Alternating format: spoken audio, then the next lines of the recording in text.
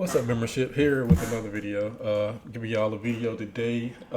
Been neglecting y'all a little bit lately, but I'm gonna try to get back on the grind with giving y'all videos. So this video here is against Striker. My last game played, well, the last game I played was against Mitsu, but it was when I like swapped out my impulses for like other cards to see what was better. But lost that game due to getting shifter turn 2, and I drew left arm because I think you can grass under like shifter, but I didn't hit anything game 2 under shifter, so I lost that match. He just had game 1. I drew like I had the left arm and Sykes with, I drew into dragoons and I had infantry, but it wasn't enough. If I was able to resolve the left arm offering, I probably would have won that match. But sometimes you win, you lose. Sometimes you have the best hands, the worst hands against certain matchups.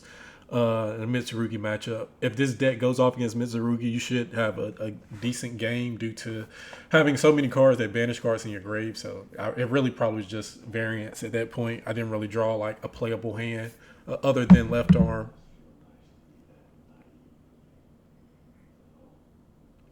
Yeah, I'm just go over this gameplay for y'all. It's against Sky Striker. Just showing what this deck can do against Striker without like I guess like what is it, hand ripping, and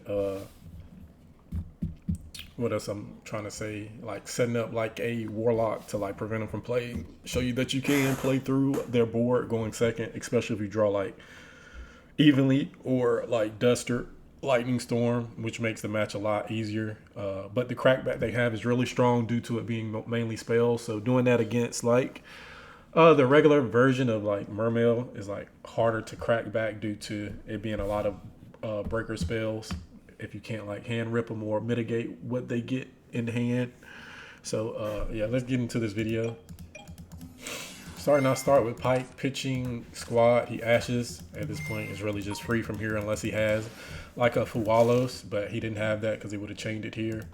So at this moment, I knew it was kind of free unless he had Nib in hand. But if he doesn't stop this Dragoons, then I get Minstrel to look at and see if he has Nib. I'm coming down with the pollens. I got the allergies, so if I'm a little sniffy, that's probably why. Here we pitch Dragoons to look at hand, banish the worst card. Depending, I can go into Trish and then banish a card, but I didn't end up doing it that way. So here we add the Poseidra, activate Sending, special summon Silicon, activate summon Dragoons. Here we use Poseidra to get into the Anemone, well not Anemone, but just get into the Prince back in hand. So this here is where I took out Haggard for like Mermail King, but a lot of the times my specific combo, I try to just end with like, bless me. I try to end with a Synchro 10 and a Synchro 8. I was trying to try out what Chicken Jim said when he usually end on Mermail King and probably a Synchro. But I think ending on like Ice Jade, Synchro, and like Dragite is probably the strongest. And then having your 3 interruptions, other than trying to protect it and that not being like an actual interruption. So I might just go back to putting Haggard back in for that. But sometimes you do need another card to use to link off like Anemone. But a lot of the times I don't even really go through Anemone turn 1. I try to make it more goaty inboard like when I'm playing. So I'm trying to end on like 2 synchros and 3 interruptions with Keith, Pacey's, and Sykes, so that I have like my whole extra deck to play with when I go back on the crackback. So that's usually how I do it. I try not to like exhaust too many resources going first because I just wanted to keep my card. So here I go for Anemone, pitch the title, summon the see with playing, so since I play Harpooner, it's a lot easier to go into the Synchro 8, Synchro 10, having that one in the main monster zone and one here and then the rest of your 3. Then you can put a level 6 on board, so have room for Snopios to banish the rest of your cards if need be. So that's usually what it is, so that I can still have the first Synchro 8, and then when Keith brings back the Snopios, I can get the second Synchro 8. And then when I get Snopios back after getting banished, I can get to the Deep Beyond after that, with triggering the Zep, either banishing it from hand after adding it or banishing it from grave. So that's what I usually do, but it usually doesn't even get that far to a Deep Beyond. So, like, the way I play it, like, Deep Beyond doesn't really even come up in this deck most of the time, because I have, like, so many interruptions beforehand. So, here I go to Ariane Post, banish Sykes, banish Pacey, special Sykes, add Snopios. Here, banish the Silicanth for Sykes effect, Synchro for 10. Banish to add the Keith. Here I can go to double Synchro 10, but I know he's playing Sky Striker. So I ended up just going for Dragite. If I didn't have this here, I could have just summoned it here, and my board would have been a lot easier to like deal or like sort out. Here, put back a Dragoons, activate Dragoons, get a second Prince for follow-up. The other one is going to be to revive the Poseidra. Use those 3 for Mermail King.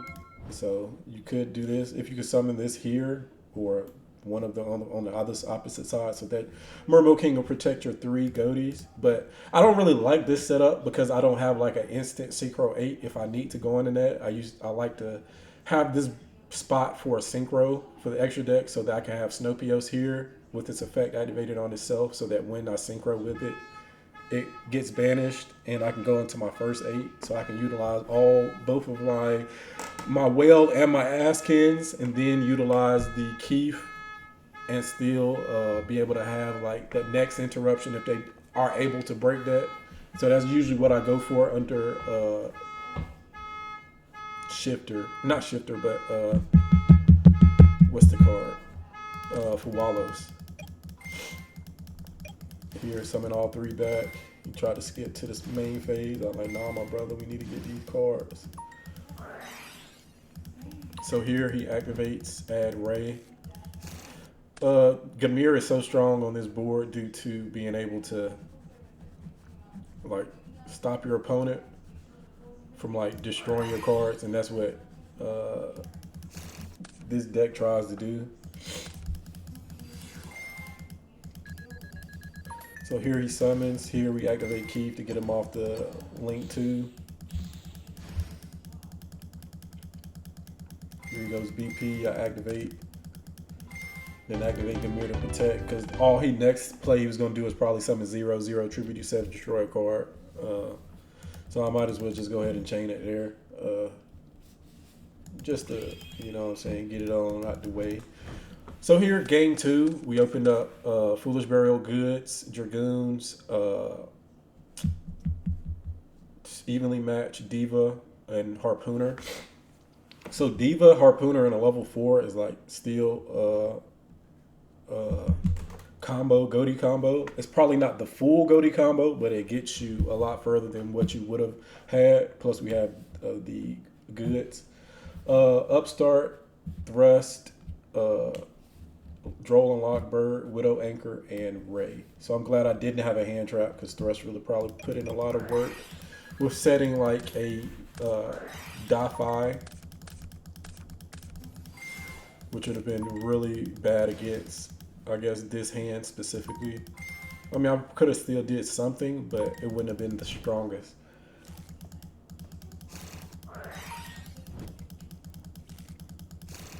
So here he's going through the combo. He's going to fast forward a little bit, get to linkage, get a draw, add draw bell, Kagari, add back engage, get another search, Shark Cannon, set 4, and then he adds the linkage, not linkage, but what's the other one? The one that bounces by returning cards. So he has call by, linkage, Shark Cannon, Widow Anchor, and Widow Anchor. What's this one called? Limner's Gate, that's what it is.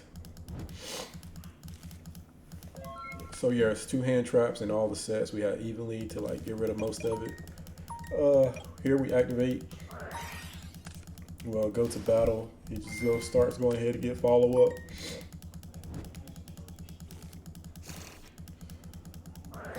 Activate target to negate it. And then we use evenly. Banish several cards.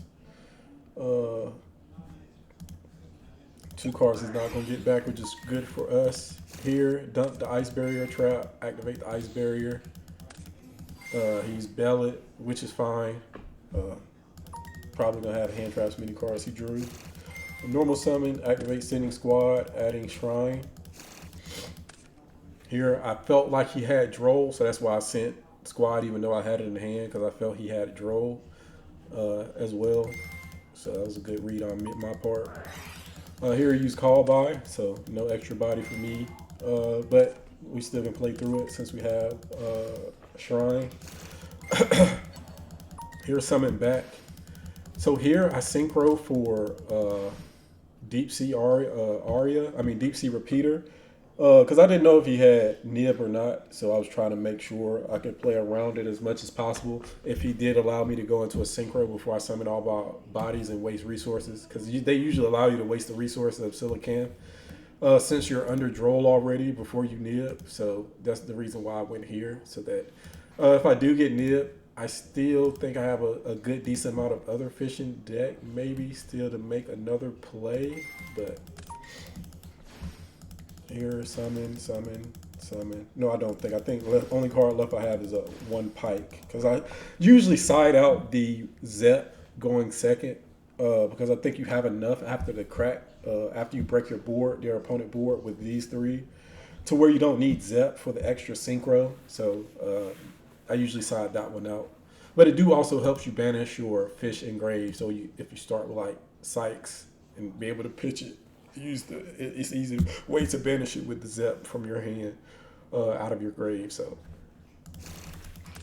here we synchro with Arion Post. Arion Post, banish Snopios. Since we can't add with Sykes, banish the Paces. Since we already have these, the only things we have, this Snopios is all we need here. Here, link for Anemone. Activate special summon Silicon back defense. Activate the summon back, make a synchro 10.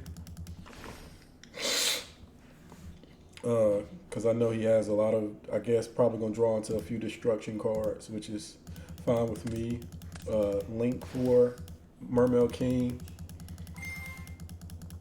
Activate the banish. Then I link for Anemone, Alacia. Because I needed another body and I needed to clear up more space so all 3 of my fish come back. So linking this off didn't really matter. I mean, it did matter. So I just needed a way to clear space. So I can summon Snopios and then banish the last piece. And get the Arion Post banished so it can be special summoned back on my next turn. So here he draws Heat Wave. Activate, banish, pitch, draw to droplet. Good follow-up card. I don't think he's going to be able to OTK me through what I'm going to have. So we're supposed to summon all 3 back. It's basically like we went first, really, against him due to having the evenly. Here he activate to add talents. That's fine with me. He used activate to add Ray. Draws in the vision. Limner's Gate. Return 8. He could have returned 9 and like bounced 3. But I just went ahead and activated Agerine just to have the protection.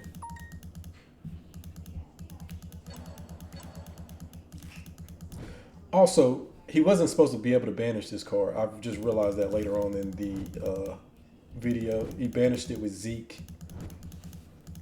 And it wasn't supposed to be banished. But I don't think it really mattered. It would have just came back to board anyway, so.